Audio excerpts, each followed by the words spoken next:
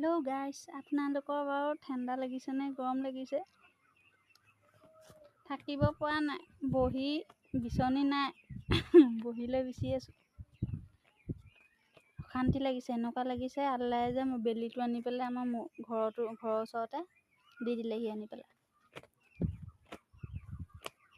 ফেনৰ তলত শুই থাকিব নোৱাৰা, আৰু তোচকখন ৰ'দত ওলোৱাবলৈ দৰকাৰেই নাই। বিচনাতে একদম জুই হৈ আছে, তাতে ফুলি থাকিব তোচক।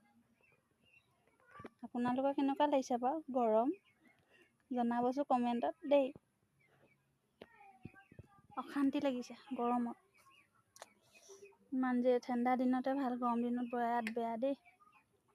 কাপোৰ পিন্ধিবও নোৱাৰি, ক'ৰবালৈ যাবও নোৱাৰি, ঘৰত থাকিলেও কষ্ট, ফেন চলালেও গৰম ভাৱ, কোনোফালে উপায় নাই। কি যে কৰিব আৰু দেই। বাই।